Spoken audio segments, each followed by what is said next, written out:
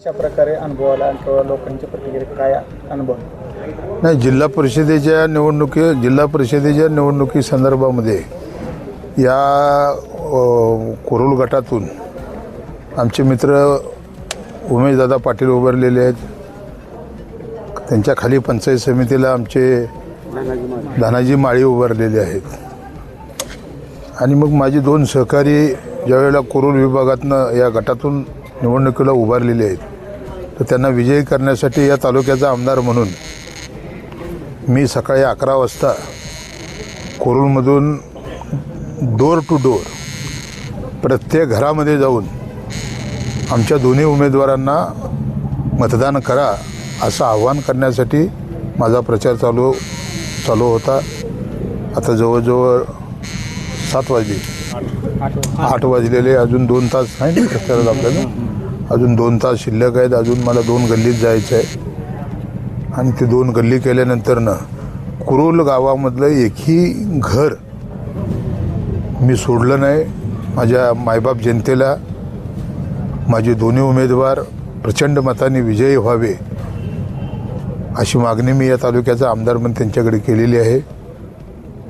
कुरुलमध्ये विधानसभेच्या निवडणुका झाल्या त्यावेळेला नुकत्या कुरुल गावातून तब्बल 1100 मताचं लीड हे मला कुरुल गावानं दिलं होतं. त्यामुळं कुरुल गावावरती माझी प्रचंड अशी श्रद्धा आहे. दुसरं, गेल्या 15 दिवसापूर्वी माझ्या इथल्या सगळ्या सहकाऱ्यांनी कुरुलची जी आपली देवी आहे केचुआई, तिला नवस केलं होतं. ते नवस फेडण्यासाठी मी आणि माझी पत्नी आलो होतो. आम्ही केचुआईचं बी दर्शन घेतलं, नवसही फेडला. तिथं आम्ही पूर्ण कुरुलकरांना, या गावातून सगळे माझे सहकारी तिथं केचुआईच्या ठिकाणी उपस्थित होते. आणि चांगल्या पद्धतीचं कुरुल गावानं माझ्यावर प्रेम केलेलं आहे. आता जसा आमदार केला तसा जिल्हा परिषदेचा सदस्य, पंचायत समितीचा सदस्य एकदा आमच्या कुरुलच्या या भागातल्या लोकांनी केला तर विकासाची गंगा अधिक मोठ्या प्रमाणामध्ये आम्हाला ग्रामीण भागामध्ये राबवता येईल. म्हणून मी या कुरुल गावामध्ये डोर टू डोर प्रचार करतोय. अजून रात्री 10 वाजेपर्यंत मी 2 तास राहिलेली सगळी घरं करीन. सकाळीच भाजपच्या प्रचारार्थ गाव फेरी झाली. त्या सभेचं रूपांतर झाल्यानंतर त्या सभेत असं म्हटलं की आमदारांनी 1.5 वर्ष झाली किती निधी आणलाय. कोण म्हणलं? काय सांगा? कोण म्हणलं? सुशील क्षीरसागर. नाही, सुशील क्षीरसागर किंवा त्या क्षीरसागर परिवाराला माझ्यावर आरोप करण्याचा कोणताही नैतिक अधिकार नाही. कारण क्षीरसागर परिवार भाजपमध्ये काम करतात. भाजपला तिकीट नाही दिले की ते शिवसेनेत येतात. शिवसेनेत तिकीट नाही दिले की ते तुतारीकडे जातात. तुतारीने तिकीट नाही दिले की ते कुठल्याही पक्षात जातात. त्यामुळे त्यांना काय अशी माझ्यावर बोलण्याचा नैतिक अधिकार नाही. सुशील क्षीरसागर ज्या माझे आमदारबरोबर फिरतायत त्या राजन पाटलानं 30 वर्षामध्ये इथं काय निधी आणला, काय दिवा लावला, तो आम्हाला पहिल्यांदा सांगावा. 30 वर्षे तो आमदारकी तुमच्या घरात होती, तर तुम्ही 30 वर्षात काय विकास केला? मला आमदार होऊन तर आता 1 वर्ष झालेलं आहे. त्यामुळे मला 1 वर्षाचा हिसाब मागण्यापेक्षा 30 वर्षाचा हिसाब द्या. आज ग्रामीण भागामध्ये ज्यावेळेला मी फिरतोय कुरुल गटामध्ये, पत्रकार बंधूंना मी सांगतो की राजकारणाच्या ठिकाणी ठेवा, परंतु ह्या पट्ट्यातली गावं बघितली, हा जो दक्षिण भाग बघितला, या दक्षिण भागामध्ये गेल्या 25-30 वर्षामध्ये साधं रस्त्याला डांबरसुद्धा लागलेलं नाही. इतका भयानक पद्धतीचा अन्याय या दक्षिण भागावरती राजन पाटलांनी केला. 30 वर्ष झालं, 25 वर्ष झालं ग्रामीण भागामध्ये रस्त्याला मी फिरतोय ना, डांबर लागलं नाही. डांबर खडीकरण की दूर की बात है. कोणचा अधिकार आहे त्यांना माझ्यावर आरोप करण्याचा? अरे तुम्ही 30 वर्षाचा हिसाब द्या, मग मी माझ्या 1 वर्षाचा हिसाब तुम्हाला देतो. ते तर म्हणतात की आम्ही 3,000 कोटींचा निधी आणला. कोण?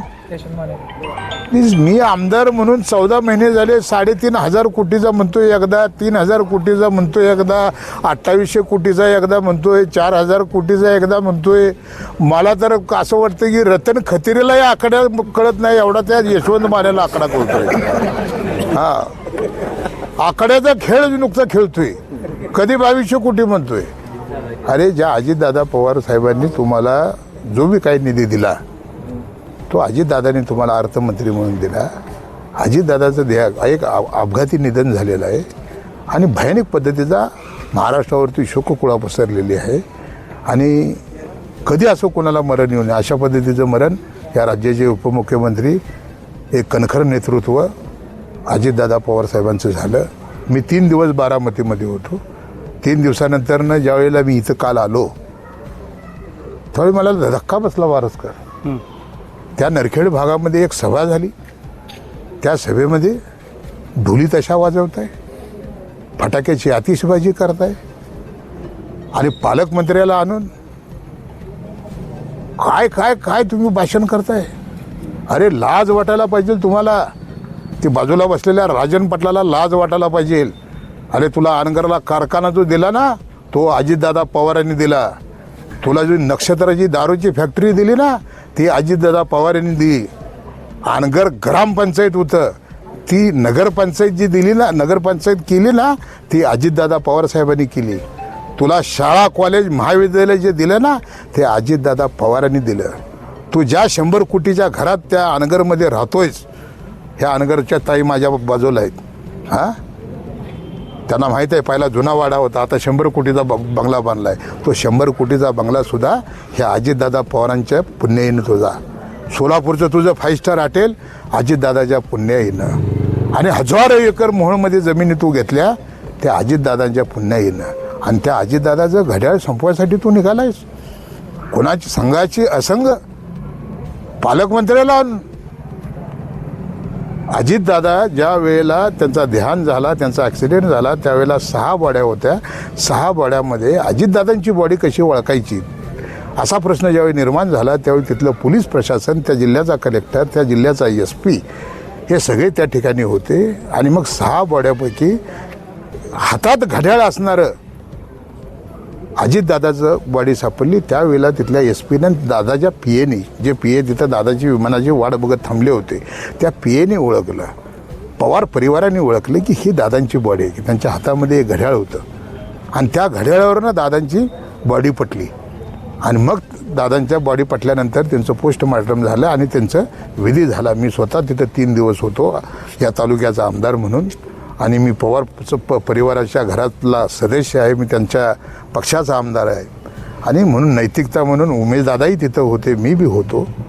आणि तुम्ही अजितदादा ज्यावेळेला गेले त्यावेळेला सुद्धा त्यांच्या हातातल्या घड्याळावरनं दादांची बॉडी ओळखावी लागली.